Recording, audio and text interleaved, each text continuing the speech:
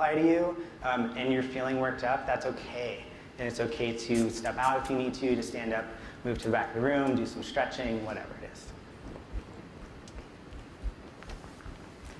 So this is kind of a history and pictures of me on horses, all the way from really little to at the ranch.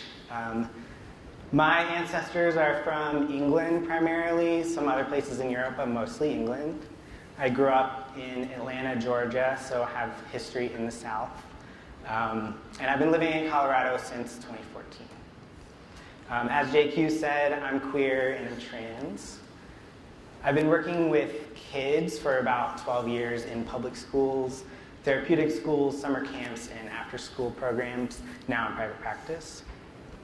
I've been working with kids diagnosed with autism spectrum disorder for about 5 years, mostly with kids who would be considered nonverbal or who are early communicators. I got a master's in counseling from Prescott College in 2018 with a focus on social justice. A lot of my work and research was in that realm. And I've had a private practice since September of 2018. Most of my clients are trans or non-binary or questioning folks or their families. Also might be on the autism spectrum or a combination of all of the above. My course was a prime wilderness horse packing course in the Wind River Wilderness. It was 14 days long, 4 days at the ranch and 10 in the backcountry. So it was pretty unique in terms of NOLS courses from my understanding of everything that you all do. It was short, real short, compared to a lot of the things that you do. And it was unique because there were horses. And it was also 23 and up, which is a different demographic. I chose that intentionally. And so because of all of those aspects, it might not be generalizable to what a lot of the other courses look like. My water bottle is on this kind of rotating stool here, so I'm going to be trying to figure out where it is at each bench over here. Okay.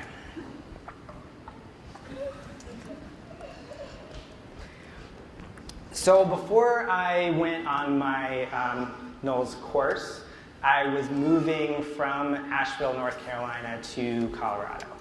And this was a really unique time for me because I transitioned in Asheville, North Carolina. So moving to Colorado was the first time I'd be living somewhere where nobody knew me as trans or nobody knew me as a woman or as a girl.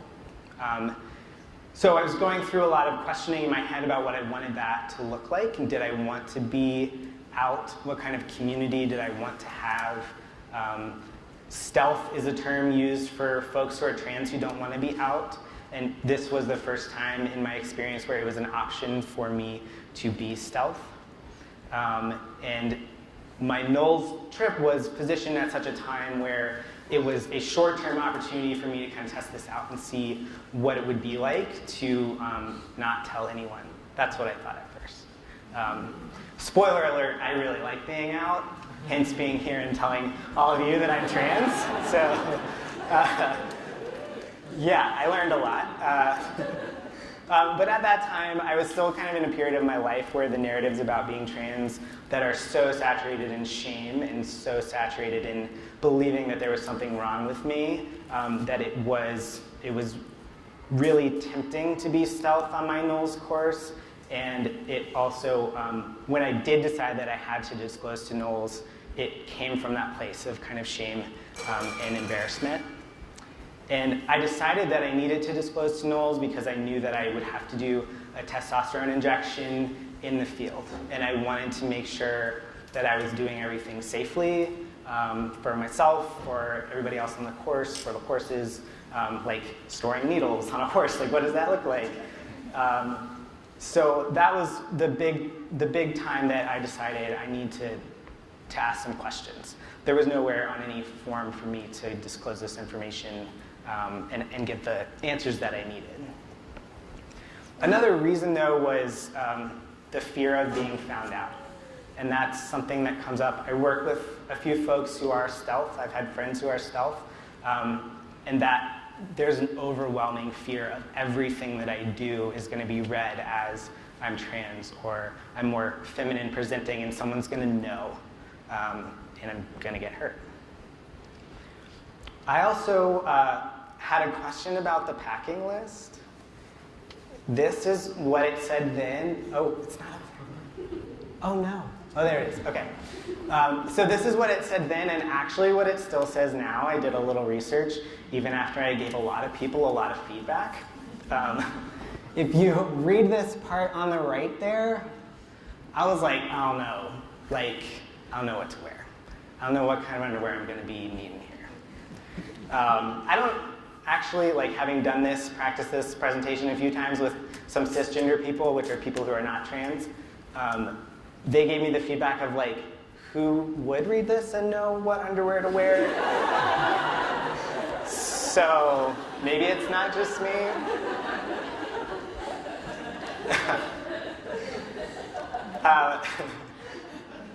But this was one of many clues that I got going into the trip that NOLS was not created with me in mind. It was not created with trans people in mind.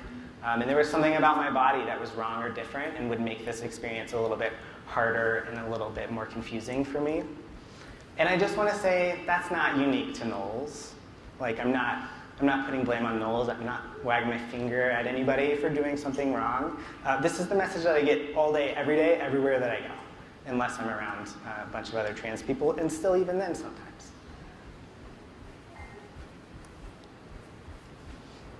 So when I got to the ranch, these three amazing people greeted me, Julia, JQ, and Pat. This was another really unique aspect of my course from what I understand from the people that I talked to. Having two female-identified queer staff was really awesome for me. I felt immediately safe and comfortable, and it kind of took away the concern I had that, like, I'm going to be found out and someone's going to hurt me, because I had people that I knew would protect me as part of their role. Yeah. One of the ways that I got this message really early on was during the hygiene talk. And JQ and Pat led this hygiene talk. And it was body inclusive. I'm not saying gender inclusive because they weren't talking about gender. They were talking about bodies. And the way that they presented the information, I got all the information that I needed to care for my body in the wilderness. And that obviously is super important. And more importantly even for me was that it sent me the message of this space has kind of been created with you in mind. At least this one little space where we talk about these things. I wasn't sure if it was happening because they all knew that I was trans and were kind of trying to figure out what to say, or if it was just how they do this in general. I recently learned from JQ that this was not her first time doing it in this way. Thank you, JQ. And yeah, it really, I don't think, the thing that really stood out to me is I don't think that other people on the course knew. I don't think that they knew that it was inclusive of my body, because it was inclusive. Everybody was getting what they needed, and nobody was like, hey, why aren't you saying when women pee? They were just like, oh yeah, that's what I'll do.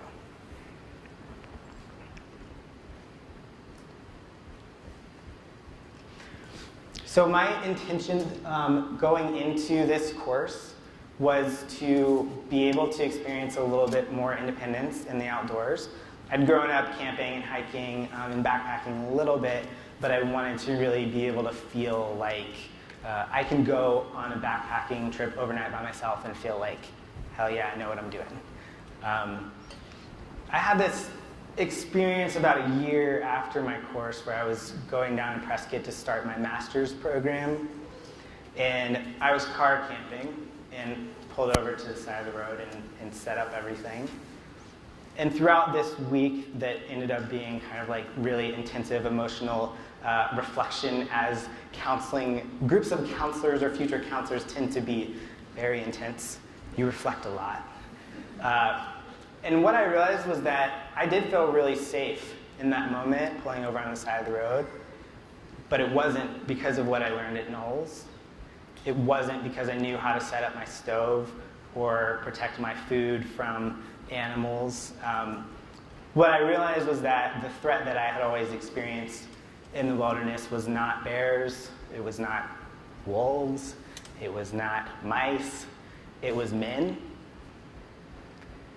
And the fact that I was able to be in a space looking like I do now, that's what kept me safe. I'm just going to take some water after that.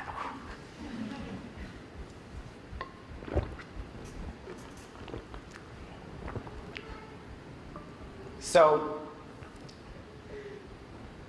moving back to my course, there's this idea of minority stress. It's the things that people in marginalized groups take on additionally in terms of everything else in the world that is worth being stressed about. For me, a lot of that was and still is a lot of the time, I mean, talk about driving from Denver to Lander, Wyoming, fear of being found out, fear of, if I use the bathroom incorrectly or if I cross my legs a certain way or whatever it is, am I going to be safe? And on my trip, I was considering all of these things. JQ and I did a lot of one-on-one check-ins, and that's a lot of what I talked about is like, do I tell people or not? Because I'm really nervous. The things that I was worried about were things like, would people listen to me less because they knew I was trans? Would people ignore directions that I gave them? Would people listen to me more because they felt like it was their job to validate my masculinity in a way that put us all in unsafe situations? This is on top of being in Wyoming, and if you don't know who Matthew Shepard is, do a little Google research. When I told people that I was coming to Wyoming, straight cisgender people would say, it's so beautiful. Like, that is awesome. Wyoming is so cool. And then when I told queer and trans people, they'd be like, okay. Good luck. So the fear for me was, logical or not, will they hurt me? Will they kill me? Will they make fun of me? Will they leave me behind? All of these kinds of things. I say all that to say that marginalized folks who are coming on NOLS courses are not just thinking about, like, how do I tie this knot? How do I, make a safe route choice? They're not just thinking about what kind of shoes do I wear. They're thinking about all of these kinds of things. Will I be safe? And these are things that you think about in your whole body. This is like a visceral experience of wondering about safety.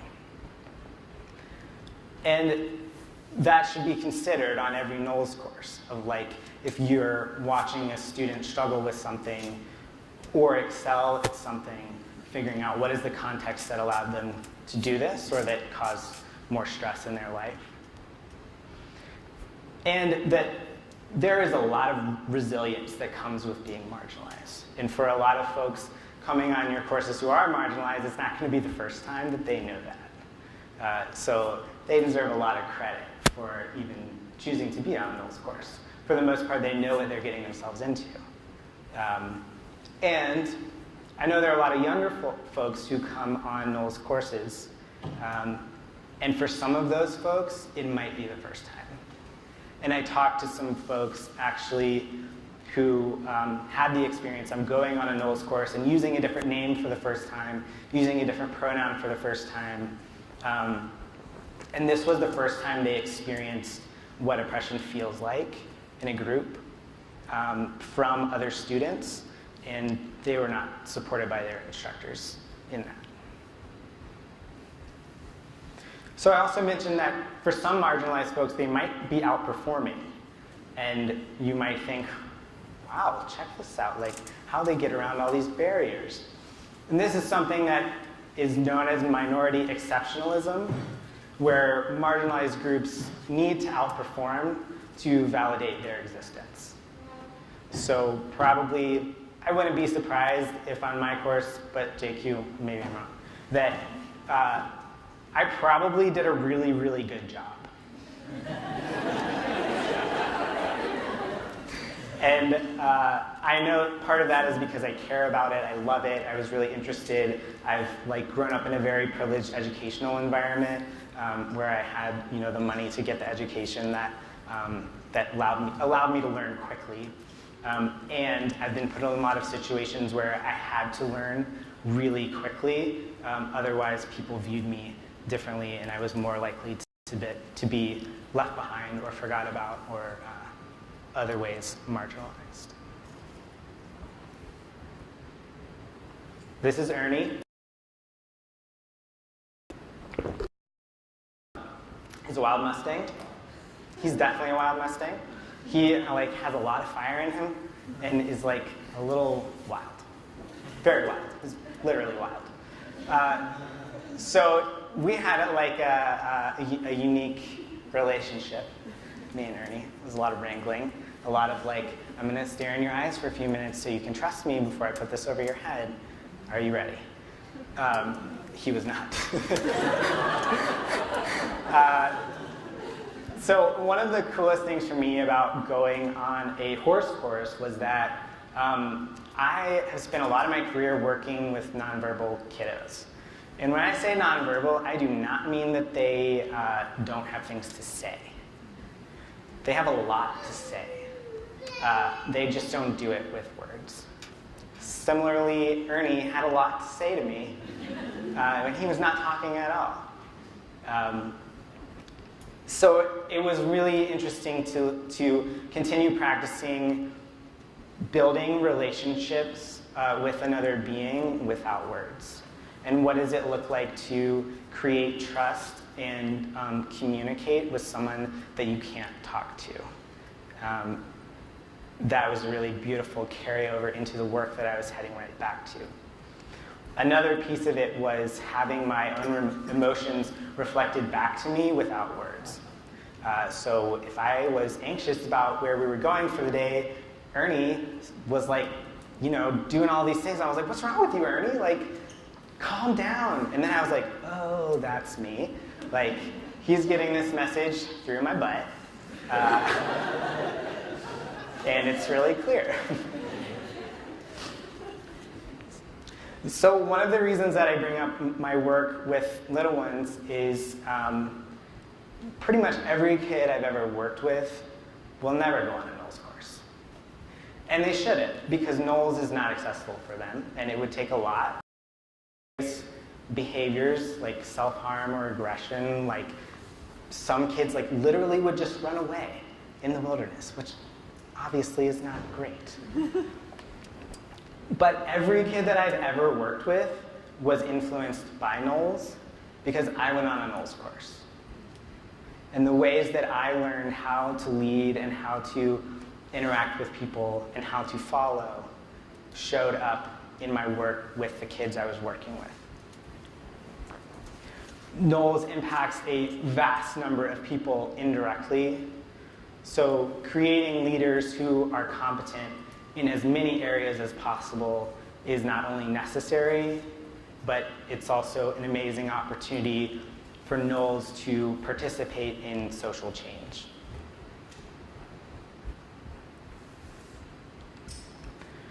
This is NOLS' definition of leadership, everyone. Can y'all see that in the front? You want me to read it? Do you know? I mean, you should probably know it.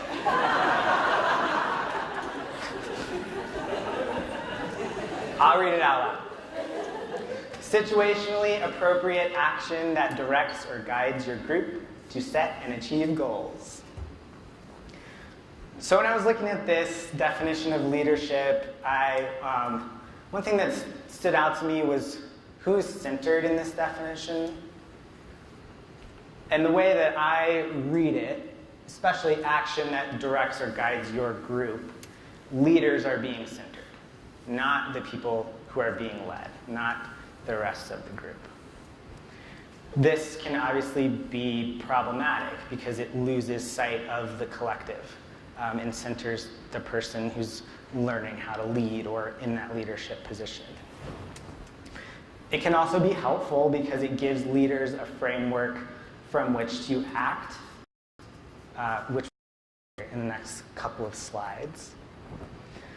I also wanted to mention here that your group also, it implies ownership of other people, which obviously historically is a little problematic. Moving into practices of whiteness.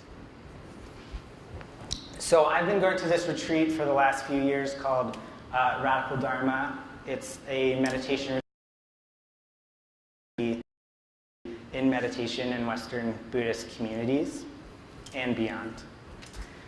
The reasons that I'm focusing on practices of whiteness right now for you in this group, in this talk, is because I've heard that you've all had some related conversations, hopefully, in some of your training. Because systems of oppression are all connected, and a lot of these things that show up as practices of whiteness are also practices that oppress based on class or ability or gender. Also because I had this list. This list is from the Radical Dharma retreat. We all together as a huge group brainstormed practices of whiteness.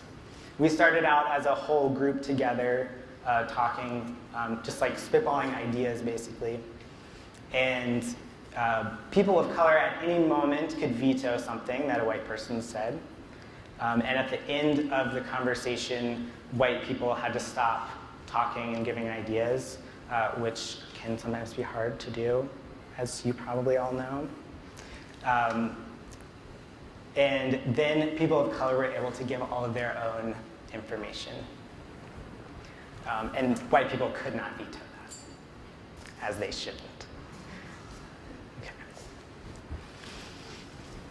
So one of the practices of whiteness is the idea of voicelessness in groups of color. And a lot of times that can look like trying to figure out how to get more people of color on a trip and feeling like that's white people's job to decide and make those decisions. And like I said, systems of oppression are intertwined, so this could also go for trans people. How to get more trans people on a trip, that's not a cisgender person's job to decide.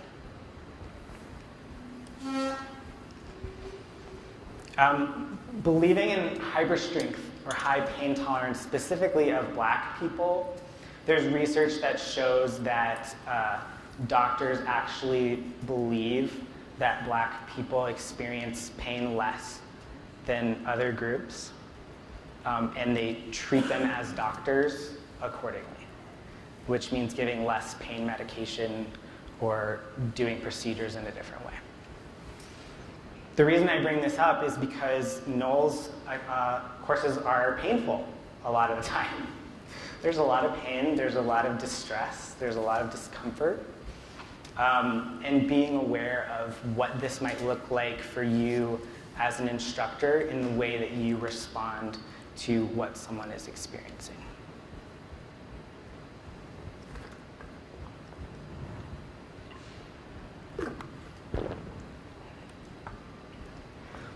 This I've already done on this slide, which is the idea of people of color as one group. Incredibly problematic. The idea of people of color as one group, but also the idea of Black people as one group, or of Latino people as one group, trans people as one group. All of these practices are ways that we separate ourselves from another in a power kind of way.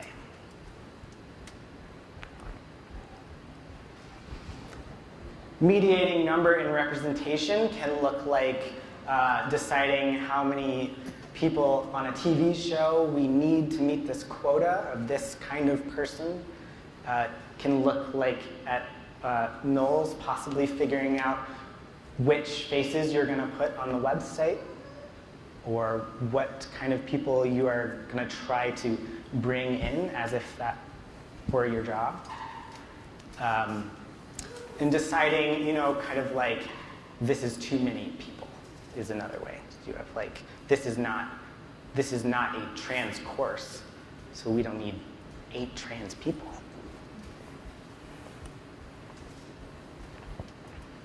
Tone policing is something that most of y'all have probably heard of. Recognizing criticism only if it's presented in a certain way. So for example, choosing what kind of survey questions to ask so that you get certain kinds of answers written in a certain kind of way. Or if you're having a conversation in person, a lot of times this looks like, whoa, we need to wait to have this conversation until you've calmed down. Anger is the acceptable, acceptable isn't even the right word. That is the appropriate response to oppression. Anger is what creates change. If someone is showing up to you and they're talking about something that's related to oppression and they are angry, hell yeah, they should be. Because what's happening is incredibly unfair. And one way that we can maintain oppression is by telling people they can only present information in a certain way. So for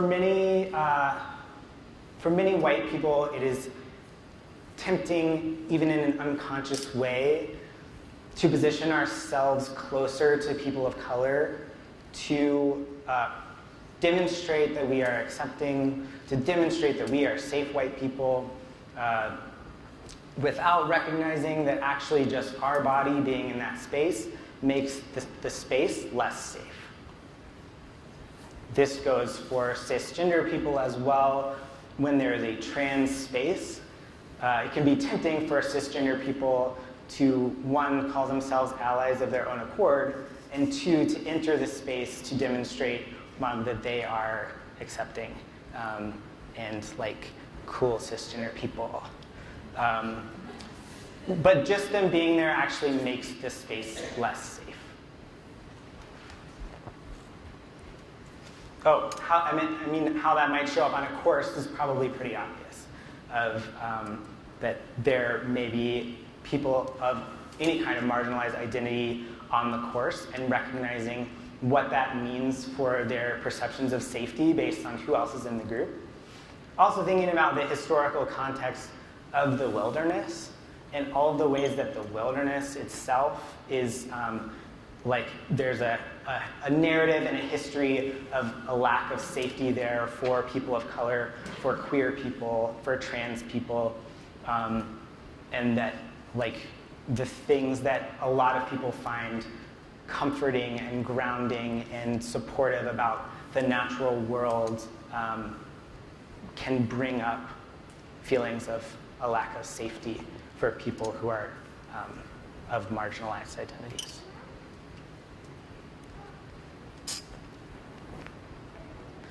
So the assumption that models created in whiteness represent a universal humanity.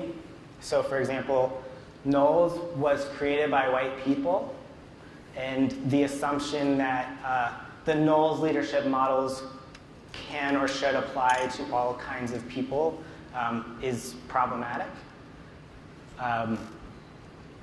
That's not to say it's not useful. It's not to say throw it all out. It's to say recognize that this is true, that NOLS was created in whiteness, and that that's going to impact how it can apply to everyone, and even how it applies to white people and what it means for how they take leadership into the world.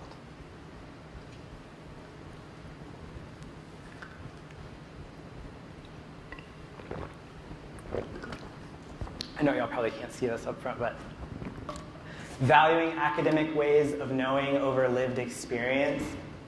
If at any point during my presentation you've wondered, where do you get this information? Or I wonder if there's a resource for that, or is this going to be cited? Notice that. And that there are ways that we discredit entire bodies of knowledge by saying, well, this is not research-based, or this is not coming from this specific kind of journal, or this specific kind of author.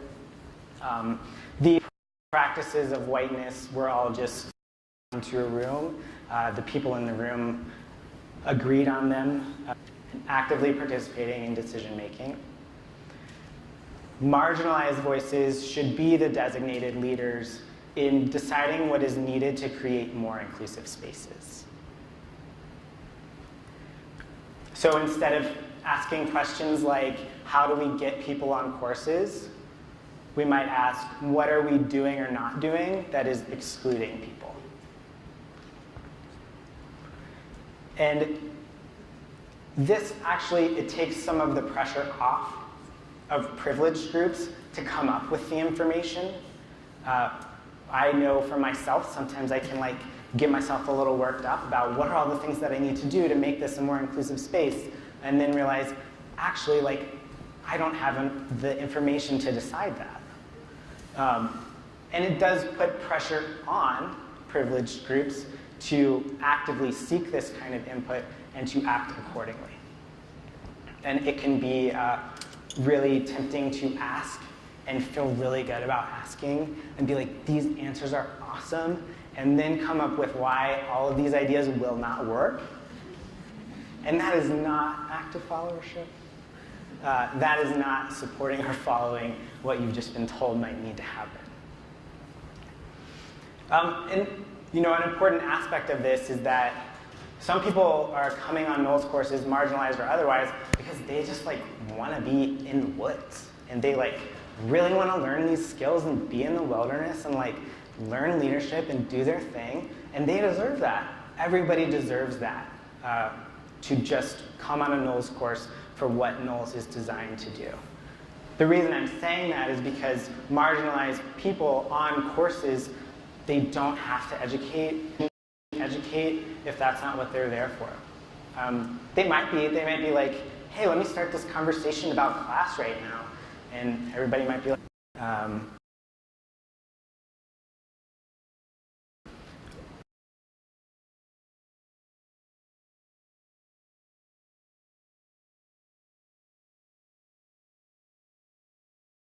essentially might look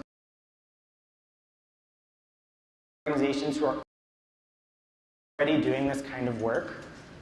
So, for example, Black Lives Matter, or Trans Lifeline, or other organizations in the world that are doing anti-oppressive work and are stoked to talk to you about it. Or me, for example, I'm a trans person, and I'm educating you on trans. Very different power dynamic that's happening right now.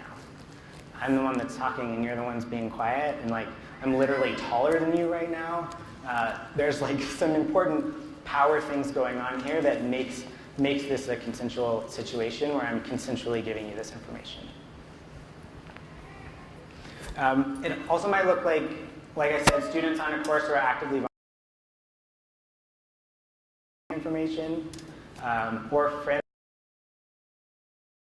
or workers who have given you explicitly. You might ask them, depending on your religion, or they might volunteer that.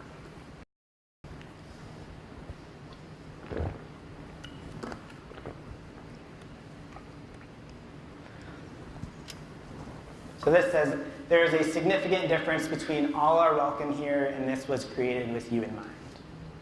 So going back to when I was looking at my equipment list, I did get the sense that all are welcome here. And especially from the responses that I got that were very accommodating and yes, let's figure out how you can safely transport needles on a trip. But I didn't feel like this was created with me in mind.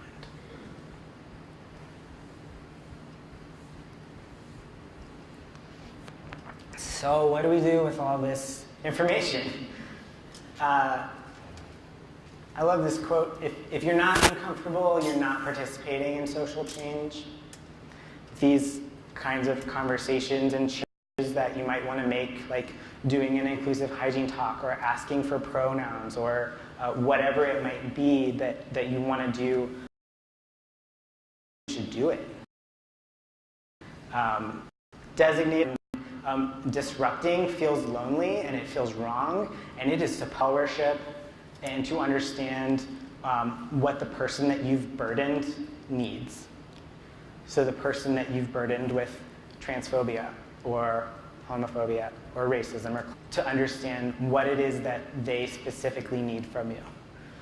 When I was doing this, know that the ripple effects of what you are doing is bigger than you will ever see. You are impacting so many people in the world that you will never meet. Because of this, you have the potential to either reinforce systems of oppression or to engage in liberating social change, but there is no neutral. If it feels neutral, it is reinforcing systems of oppression. And now, I will take some questions, if you have them.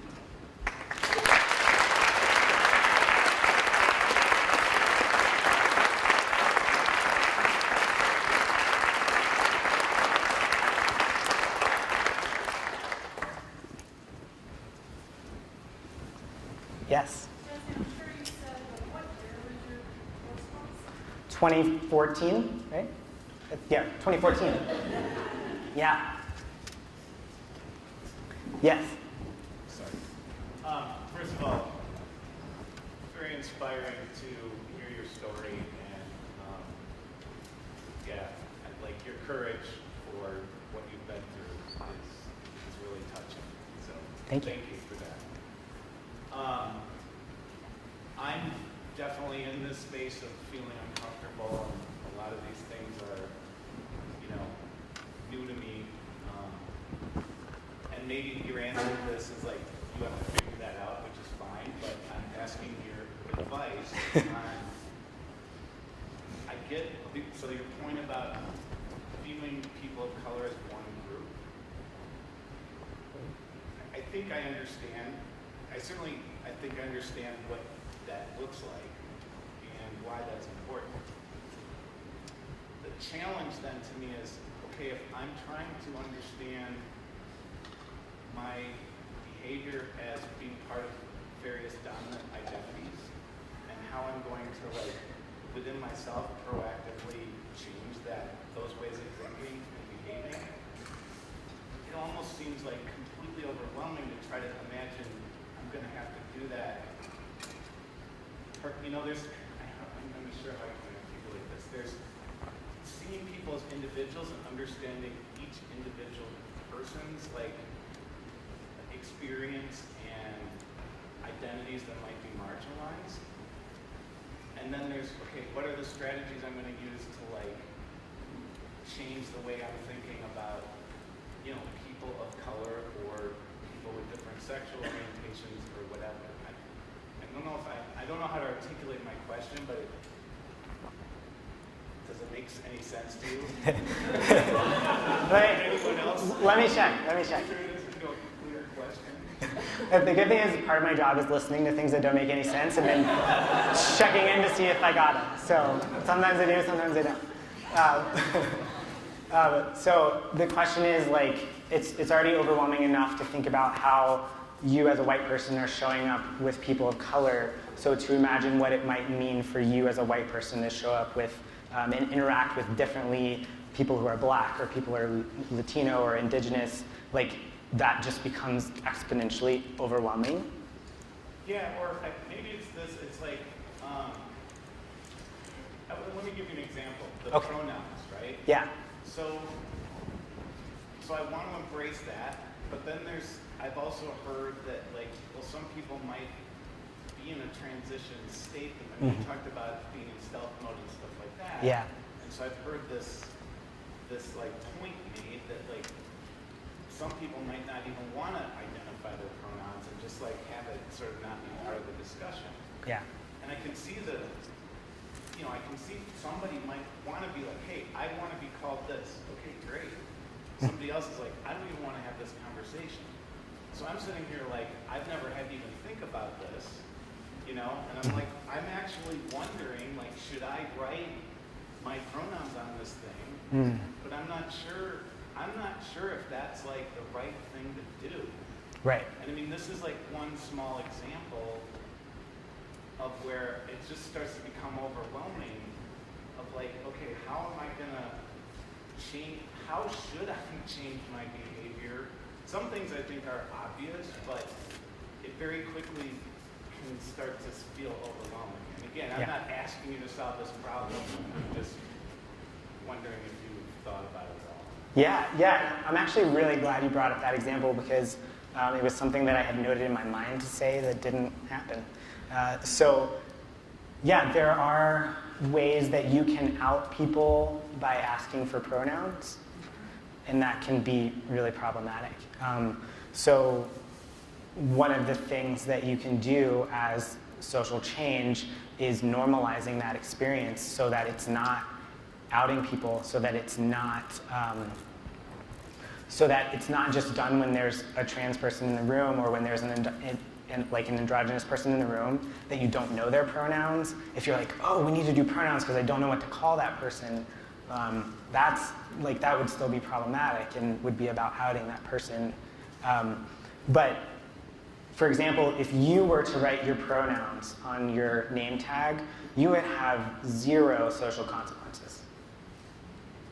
You would be completely safe. People might ask you why you did it, and then you have the power to create social change by moving that forward. One possibility, and you would want to ask other people as well, but from my perspective, one possibility is just normalizing that so that it's always done, so that it doesn't out people, if that makes sense. So normalizing the things that are inclusive, but not doing it in a way that becomes really excessive and burdensome, which I have seen happen, which means you meet a group and it takes 30 minutes to get through names because you need to know all the things. So does that answer your question at all? Yes. Okay. I think that figure, there's probably not, I'm sure there's not a single. So Yeah. I think it's probably just continuing. I really like your point about seeking out viewing yourself as an active follower, like my case, right? Yeah. White, male, privilege all up and down the line, right? Pretty much any identity I choose. So view myself as an active follower and seek out the people who've taken on the designated leadership role in this area to learn from and get the answers to that question that I have. Yeah. That seems to be the best guidance. That's awesome. And I would also say we are all victims of racism and classism and sexism, regardless of whether we are privileged or not. So dismantling those systems is important for all of us. And sometimes we can actually reinforce privilege by talking about privilege in a way that focuses on our power. I don't know if that makes sense. It's a little tricky to explain. Yeah. So understanding there are ways that you, and I'm just pointing to you because we were just talking, but that you are also a victim of racism and that it's changed things in your life. Sometimes it's made them easier. Sometimes it's probably put blinders on you.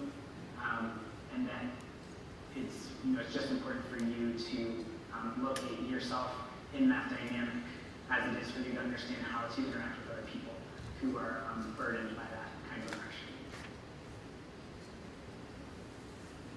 I just want to say I have a mic here if anybody is speaking.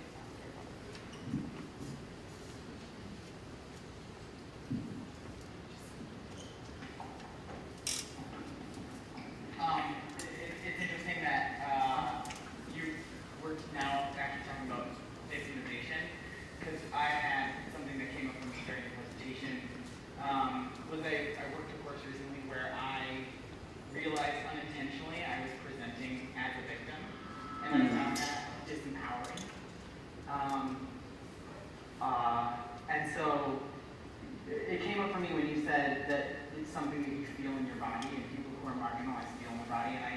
very much identify with that.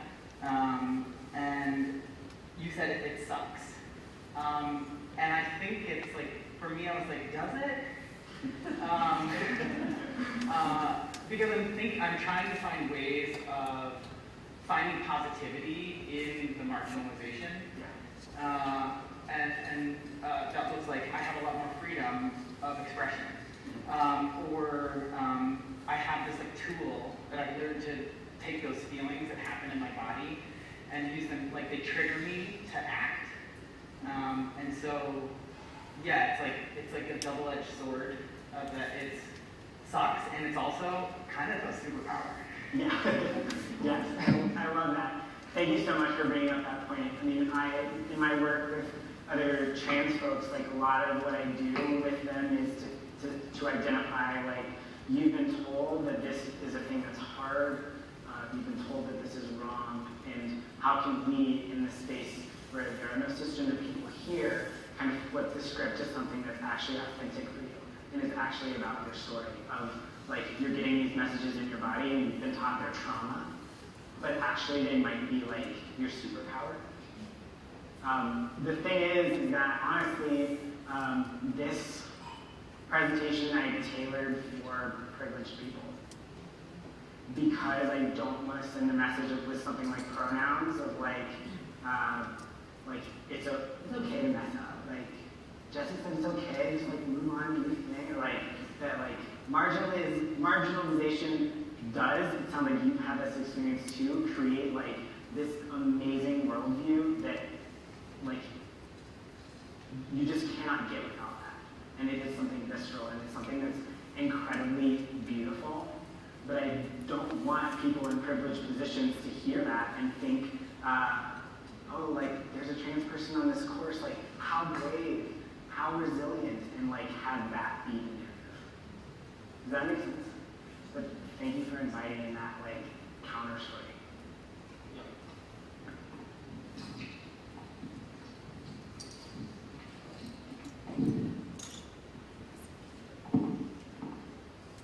I'm curious with your lived experience and the lens that you're presenting to us right now, what qualities or values you think you would like to see in our next executive director? Whoa. All right. Yeah. Loaded question. I don't know a whole lot about the current executive director. I don't really know a whole lot about it. Oh yeah, no, for the future. I'm just saying I don't know a lot about the context. I don't know a whole lot about Humboldt as an organization. Context is your NOLS course. Okay. You would come to the NOLS course. Yeah. Well, I have to be honest in saying the thing that made me most comfortable was just literally seeing queer people. There's something that's really important about the face of the people that you are seeing and what you know about their lived experience based on that. When, like, for example, most of my clients are trans, and sometimes we take a few sessions to kind of figure out, like, you don't have to tell your story that way, like we were just talking about, because I'm a trans person. And then something clicks, and there's a whole different experience of acceptance, and you get it. So I would say, you know, as unfortunate as it is, because it might be hard to find, it might be hard, people might not be interested in the job, but that having people who are the face of like how you want the organization to be more inclusive, that person needs to be the face of how you want it to be inclusive without being tokenizing, which is a hard line to follow. I think also someone who is not afraid to make decisions that hurt people's feelings or that make people uncomfortable because they know that it's what's right for the world. Does that answer your question? Do you have more? I'm happy to say more. Okay. Yeah.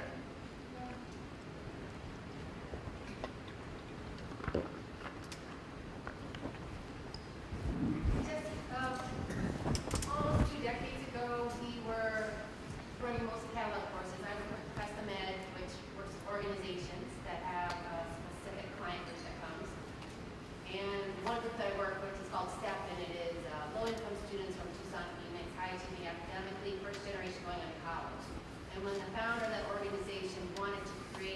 partnership with NOLS, like there was pushback about having a collective group. The idea, well, I'll just say we like the model that time about spreading those students out on various courses. And now we have about 18 years of successful courses that run in the summer for that group specifically. Do you think that like offering a trans course, an expedition course, would have value for that population? And would you choose a course like that? Yeah, I would. I do have to say though that, so Malcolm X used to talk about that he actually sometimes preferred being in the South because he knew people were racist, because they said it out loud. And he didn't like as much being in the North because people were racist, but they weren't saying it, and they were all pretending that they weren't. So the thing that would have to happen for that to be successful, I think, would be for, it would be cool for there to be trans course leaders. There would have to be a lot of work put into making sure that it is a trans competent course, if that makes sense. Yes. But it does sound very intriguing. A lot of folks who would totally be into it. And if they weren't, even if it wasn't exceptionally trans competent, I still think people would come, and I still think people would get something out of it. But I'm all about kind of lifting the veil and giving people like exactly what they need. Yeah.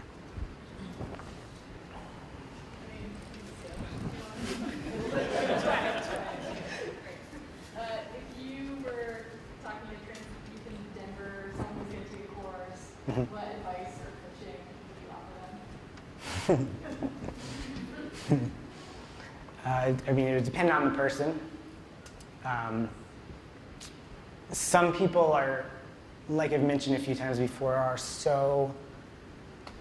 have been so taken over by narratives of trans experience that are really oppressive. Like the emotional labor of just being like, oh great, I'll just sit back and ask you how you want me to do this. Yeah. And I'm curious there, like if you have tips or ideas how to stay engaged in that work while also like listening and acknowledging those folks as such. Totally. That's a really good question. And I think I touched on it a little bit, but like to go into a little bit more depth. So designated leadership in this situation or active followership, what I'm saying is ask people for ideas, but that it is your job to step up and do those ideas, even if they feel like this just doesn't work on a NOLS course, or like we just don't have things set up in that way, or the packing list has been this way for 20 years, or whatever it is, and that like it is your job to be in that situation that feels lonely and feels disruptive and feels like you're doing something wrong, and know that this is not about you. It's like you got to decenter yourself and kind of put yourself as a channel for other people's ideas of and being allyship. And by the way, you can never ascribe yourself allyship. That can only be given by marginalized groups to you. One of the ways that you can be in that role is just kind of viewing yourself as like the vessel through which these ideas come. So if someone says, I really need like a pronoun introduction on this course, then your job is say, okay, great, pronoun introduction. And not like, I just don't know how to do it, or like, I need to ask some more advice. It's like, they literally just told you what to do and how to do it, so just do it. Does that make sense? Okay, cool. All right, thank you so much, everybody, for being here and asking such great questions.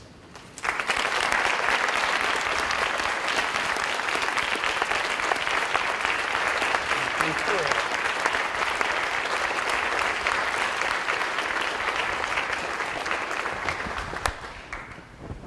Thanks, Jessie, for coming to Lander, Wyoming, and sharing your stories. I always tell my students, and sometimes, of course, I'm like, thanks for being courageous and coming into something that may be new or different for you. And Jessie, your story offered another perspective on what courage can look like for marginalized students. So thank you. And I saw there's a few more hands that went up for questions. So I don't know how long Jessie is around. Poor Jessie, do you know? Jessie or Jessie? Are you here for lunch? Are you here this afternoon? Possibly tomorrow. Okay. I would just ask for, just check in with me and make sure it's okay to ask questions. Because this intense stuff to talk about and I don't always Yeah. talk about it. Thank you for that. So if he's around, yeah, hang out with him, regardless of whether you're asking questions on this topic. Like, welcome into the community again at NOLS, and thanks for coming back as an alumni.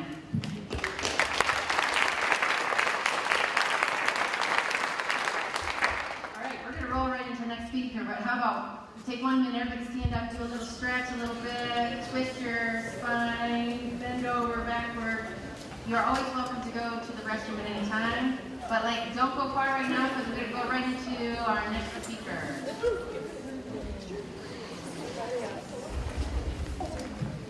Shake it up a little bit.